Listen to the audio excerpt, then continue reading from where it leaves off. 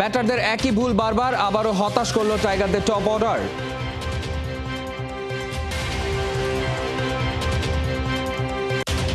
সাকিবের আঙুলের সমস্যা নিয়ে আলোচনা সমালোচনা। ডেভিড হ্যাম্প বলছেন টিম ম্যানেজমেন্ট কিছুই জানে না। হার দিয়ে এফসি অনূর্ধ্ব 20 এশিয়ান কাপের বাছাই পর্ব শুরু করেছে বাংলা। 4 গোলে জিতল সিরিয়া।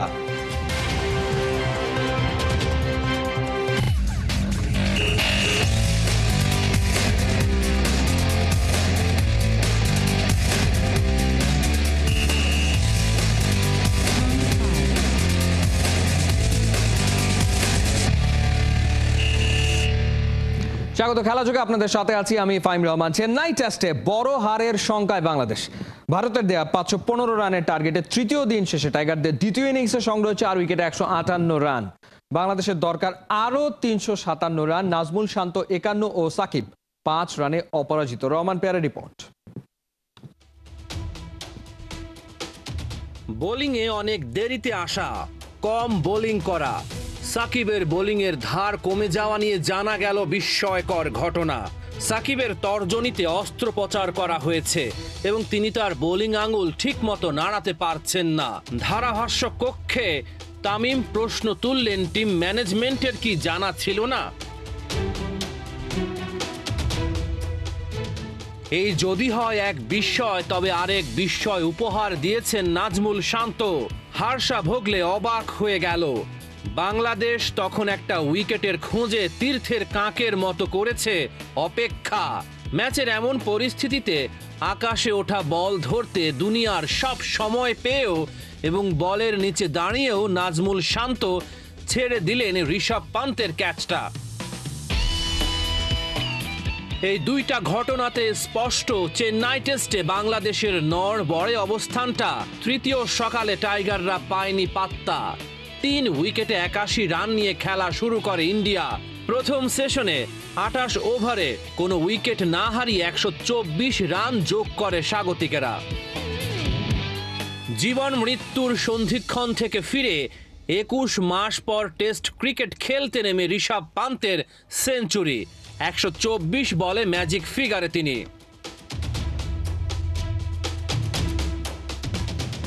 109 রান করে আউট হন পান্ত। তার উইকেটটা শিকার করেন মিরাজ। 161 বলে শুভমান গিলের সেঞ্চুরি। পান্তকে সাথে নিয়ে ভারতকে বিশাল লিড এনে দেন তিনি। 287 রানে দ্বিতীয় ইনিংস ঘোষণা করে ইন্ডিয়া। বাংলাদেশকে 515 রানের বিশাল টার্গেট দেয় ওরা। জবাব দিতে নেমে 62 রানের উদ্বোধনী জুটি। জয়সওয়ালের দুর্দান্ত ক্যাচে জাকিরের ইনিংসের ইতি। সাদমান ইসলামও বেশিক্ষণ টিকে থাকতে পারেননি। আশ্বিনের বলে আউট হয়ে গেলেন তিনি। না মুমিনুল না মুশফিক।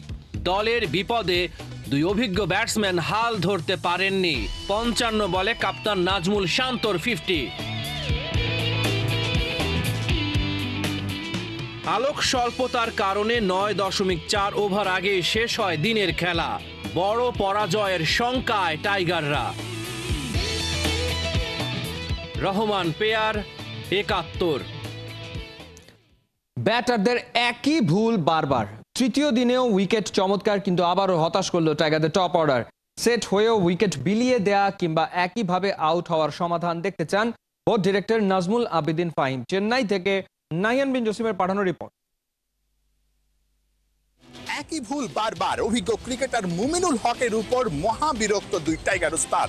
হেড কোচ চন্ডিকা হাথুরু সিংহে এবং ব্যাটিং কোচ ডেভিড হ্যাম্প ঠিক চেন্নাই টেস্ট শুরু হবার আগের দিন এভাবেই ইন্টেন্সিভ ক্লাসে মুমিনুল হককে আলাদাভাবে নিয়ে তার দুর্বলতাগুলো দেখিয়ে দেওয়ার চেষ্টা করেছেন। এই টেস্টে তিনি 2 বার বোল্ড আউট হয়েছেন, একবার গোল্ডেন ডাক, আরেকবার আনলাকি 13। নাম্বারটা আনলাকি হলেও মুমিনুল তার ভাগ্যকে দোষারোপ করতে পারেন না। ভুলটা তার নিজেরই। যে ভুলটা আসলে এই টেস্টের আগেই 2 ওস্তাদ সারিয়ে নেওয়ার চেষ্টা করেছিলেন, কিন্তু মুমিনুল হক আসলে তার ব্যর্থতার বৃত্ত থেকে বা ভুলের বৃত্ত থেকে আসলে বেরোতে পারেননি। এই ব্যাটিংয়ের সময় তার পাটা সঠিকভাবে নেয়া কিংবা ব্যাট প্যাডের মধ্যে ফাঁকা থাকা, কিংবা তার চোখ যেভাবে দেখাচ্ছেন আসলে চন্ডিকা হাথুরু সিংহে, আপনারা ছবিতে দেখছেন যে কোনোভাবেই যেন তার চোখটা না নড়ে যায়, তার মনোসংযোগটা যেন আসলে নড়বড়ে না হয়ে যায়, এই বিষয়টা তাকে বোঝানোর বারবার চেষ্টা করেছেন। কারণ মুমিনুল হক এই ভুলগুলো সাম্প্রতিক সময়ে বেশ কয়েকবার করেছেন। 2024 সালে তিনি 8টা ইনিংসে, একটাতে আসলে অপরাজিত ছিলেন, বাকি 8 ইনিংসে তিনি 4বারই এই ভুলের কারণে, একই রকম ভুলের কারণে তিনি আউট হয়েছেন। 3বার বোল্ড আউট হয়েছেন, একবার এলবিডব্লিউ হয়েছেন। অর্থাৎ বলটা তিনি ঠিকঠাক কানেক্ট করাতে পারেননি। অনেক সময় ব্যাট ঠিকই নিয়েছেন, কিন্তু বলটা আসলে তার ব্যাটের মধ্যে লাগেনি। একটাই কারণ, মনোসংযোগ কিংবা তার চোখ কিংবা তার মাথাটা নড়ে যাওয়া। মুমিনুল হক না, বাংলাদেশের ব্যাটারদের সিংহভাগই আসলে একই ভুল বারবার করছেন। ঠিক প্রথম ইনিংসে যেভাবে ভুল করেছেন, ঠিক একইভাবে দ্বিতীয় ইনিংসে এসেও তারা ভুল করছেন। টপ অর্ডার বারবার ফেল করছে।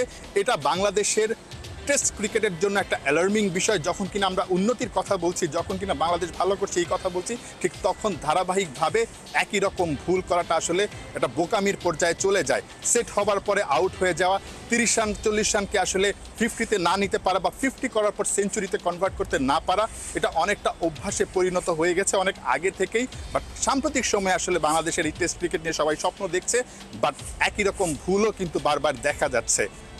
বাংলাদেশের অনেক ক্রিকেটারের সঙ্গে কাজ করা নাজমুল আবেদিন ফাহিম এই জিনিসটার ব্যাখ্যাটা দিয়েছেন। তিনিও আসলে হতাশাই প্রকাশ করেছেন। লেফট হ্যান্ডের ব্যাটসম্যানদেরকে একই জিনিসটা আমরা দেখতে পাচ্ছি, আবার right hand bowler round the উইকেটে এসে বোল্ড করছে। আমরা সেটা শান্তর ক্ষেত্রে দেখেছি, সেটা মমিনুলের ক্ষেত্রে দেখেছি, সাদমানের ক্ষেত্রে দেখেছি। তো আমার মনে হয় এটা একটা অ্যালার্মিং ব্যাপার। মানে এটা নিয়ে কাজ হওয়া উচিত, শেষ ধরনের কাজ হওয়া উচিত। কারণ প্রত্যেকটা দলই কিন্তু এভাবেই অ্যাটাক করছে আমাদের উপর এবং সাকসেসফুল হচ্ছে। হ্যাঁ, বারবার একইভাবে যখন আউট হচ্ছে নিশ্চয়ই এটা একটা ইস্যু এবং এটা রিজলভ হওয়াটা জরুরি। আমি নিশ্চিত যে এটা নিয়ে কোথাও কাজ করছে, কিন্তু কোনো সলিউশন হয়েছে বলে তো আমার মনে হয় না এখনও।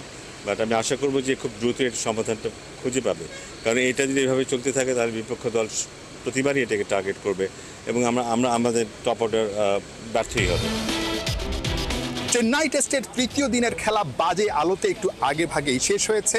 আর বাংলাদেশ তাদের বাজে ব্যাটিং দিয়ে যতটুকু এই টেস্টে আলো জেলে রেখেছিল সেটাও মোটামুটি নিভিয়ে দিয়েছে। বাংলাদেশের হার এখন আনুষ্ঠানিকতা মাত্র। বাংলাদেশ দল হয়তোবা এই টেস্টে হেরে যাবে চতুর্থ দিনেই। তবে এই টেস্ট থেকে কানপুর টেস্টের জন্য কিছুটা আত্মবিশ্বাস নিয়ে যেতে পারেন দলের বাকি ব্যাটাররা। নাজমুল হোসেন শান্ত, তিনি প্রায় 10টা ইনিংস পর 50 পেয়েছেন। তার এই ইনিংসটাকে তিনি লম্বা করতে পারেন। লিটন মিরাজরা বড় ইনিংস খেলে কানপুরের জন্য আত্মবিশ্বাসটা বাড়িয়ে নিতে পারেন। এর বাইরে আপাতত এই টেস্ট থেকে টাইগারদের পাওয়ার আর কোনো কিছুই নেই। নাহিয়ান বিন জাসিম, 71, চেন্নাই, ভারত। ভারত টেস্টের মাঝে সাকিবকে নিয়ে বিস্ফোরক তথ্য দিলেন ভারতের সাবেক ক্রিকেটার মুরলী কার্তিক। আঙ্গুলের ইনজুরি নিয়েই খেলে যাচ্ছেন চেন্নাই টেস্ট। অবস্থা এতটাই বেগতিক যে ঠিকমতো নড়াচড়াও করতে পারছেন না। বোলিং ফিঙ্গার জানিয়েছেন আঙ্গুল বাঁকাতেও পোহাতে হচ্ছে সমস্যা। বিস্তারিত রেদওয়ান শাওনের রিপোর্টে।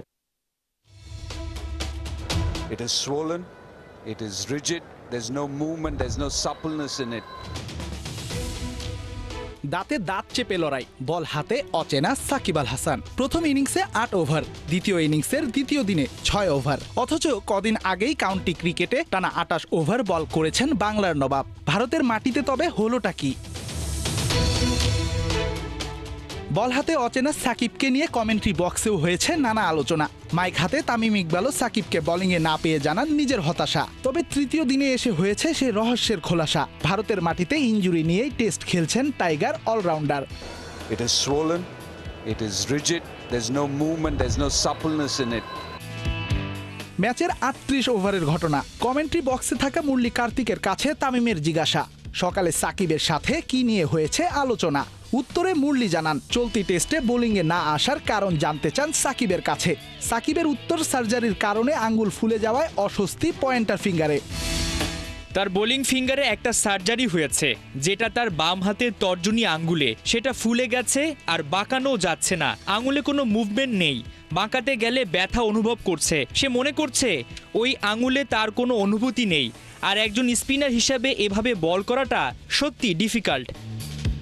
তবে সাকিবের এই সার্জারি ঠিক কবে হয়েছে সে ব্যাপারে বিস্তারিত জানা যায়নি কার্তিকের কাছে। আপাতত যা মিলেছে পোস্ট অপারেশনের কারণেই অস্বস্তি বোলিংয়ে। এদিকে শুধু বোলিং না, ব্যাটিংয়েও রীতিমতো নিজের সাথে যুদ্ধ করেই খেলে যাচ্ছেন টাইগার অলরাউন্ডার। কাঁধের সাথে স্ট্র্যাপ বেঁধে দাঁত দিয়ে চেপে ধরে করে যাচ্ছেন ব্যাটিংটা। রেদওয়ান শাওন, ৭১। চেন্নাইয়ে বড় ব্যবধানে হারতে যাওয়া টেস্ট ম্যাচে বড় আলোচনায় সাকিবের ইনজুরি। ভারতীয় ধারাভাষ্যকার মুরলী কার্তিককে নিজের আঙুলের সমস্যার কথা নাকি জানিয়েছেন, যদিও দিনের খেলা শেষে বাংলার ব্যাটিং কোচ ডেভিড হেম্প সোজা সাপটা বললেন বাতির ইনজুরি সম্পর্কে কিছুই জানে না টিম ম্যানেজমেন্ট। মুরলী কার্তিক কি ভুল বুঝেছেন কিংবা ভুল শুনেছেন, নাকি সাকিব ইনজুরি লুকিয়ে খেলছেন? চেন্নাই থেকে সাইফুল রূপকের পাঠানো রিপোর্ট। সাকিবকে বোঝা কঠিন, মিস্টেরিয়াস ক্যারেক্টার। চেন্নাই টেস্টের তৃতীয় দিনে খবর বেরিয়েছে সাকিবের বোলিং ফিঙ্গার নাকি অবশ হয়ে যাচ্ছে, অর্থাৎ বোধ কম পাওয়া যাচ্ছে, সেইভাবে কনফিডেন্ট না, কিংবা ইনজুরি একটা ইস্যু চলে এসেছে, সার্জারিও নাকি হয়েছে। দিনের খেলার শুরুতেই নাকি মুরালি কার্তিক, যে কমেন্টেটর, ভারতীয় সাবেক স্পিনার, তার সঙ্গে সাকিবের নাকি কথা হয়েছে এবং সাকিব নাকি এই তথ্যগুলো মুরালি কার্তিককে দিয়েছে। তবে কি সাকিব ইনজুরি নিয়েই টেস্ট খেলছে, অথবা এই টেস্ট চলাকালীন ইনজুরিতে পড়েছে, নাকি ইনজুরি লুকিয়েই খেলছে?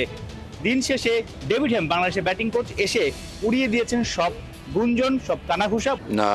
No, not aware of that at all. No, I'm not aware of that, so I don't know. গত বছর তামিম ইকবাল ফুল ফিট ছিলেন না, ওয়ানডে বিশ্বকাপে দলে তার থাকা না থাকা ইস্যুতে অনেক আলোচনা হয়েছে। সে সময় ক্যাপ্টেন সাকিব আল হাসান তখন একটা ইন্টারভিউতে বলেছিলেন, কোনো ক্রিকেটার ফুল ফিট না হওয়ার পরও দলে যদি খেলতে চান, দেশকে প্রতিনিধিত্ব করতে চান, তাহলে দেশের সাথে কিংবা দলের সাথে প্রতারণা করার মতো। এখন প্রশ্ন উঠেছে, সাকিব আল হাসান কি ইনজুরি লুকিয়ে কিংবা ইনজুরি নিয়েই ভারতের বিপক্ষে টেস্ট খেলছেন? মাঠে 22 গজে সাকিব কিন্তু নিজেকে প্রমাণও করতে পারছেন না।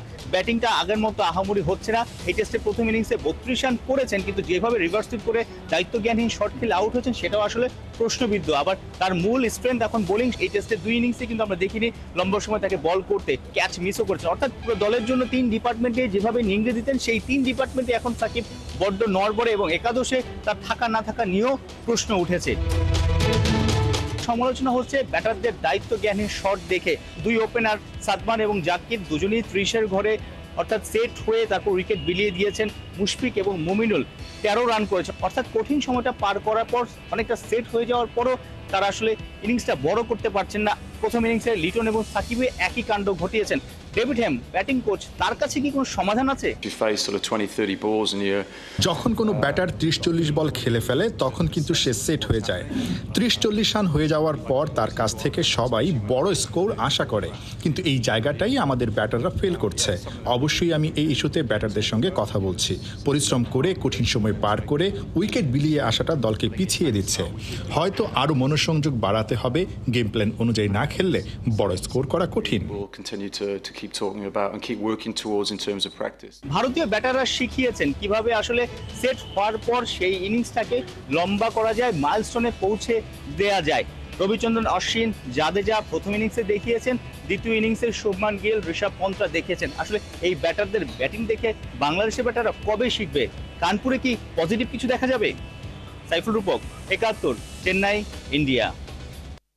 হার দিয়ে এএফসি অনূর্ধ্ব 20 এশিয়ান কাপের বাছাই পর্ব শুরু করেছে বাংলাদেশ। প্রতিপক্ষ সিরিয়ার সাথে ম্যাচটা হেরেছে 4-0 গোলে। নামে ভারে বাংলাদেশের থেকে বেশি এগিয়ে সিরিয়া। 12 মিনিটের মধ্যে 2 গোল হজম করে দিশেহারা হয়ে পড়ে বাংলা ছেলেরা। মাঠের খেলায় শুরু থেকেই ওদের প্রভাব, কোনো প্রতিরোধী গড়তে পারেনি মারুফুল হকের শিষ্যরা। ফার্স্ট হাফে 2-0 গোলে এগিয়ে থাকা সিরিয়া দ্বিতীয়ার্ধে দেয় আরও 2 গোল। এএফসি অনূর্ধ্ব 20 এশিয়ান কাপের বাছাই পর্বের প্রথম ম্যাচে বাংলাদেশের হার 4-0-তে।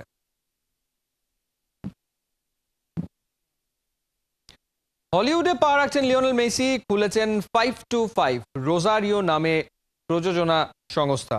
স্মাগলার এন্টারটেনমেন্ট নামে একটি সংস্থার সঙ্গে যৌথ উদ্যোগে মেসির এই সংস্থা তৈরি হয়েছে।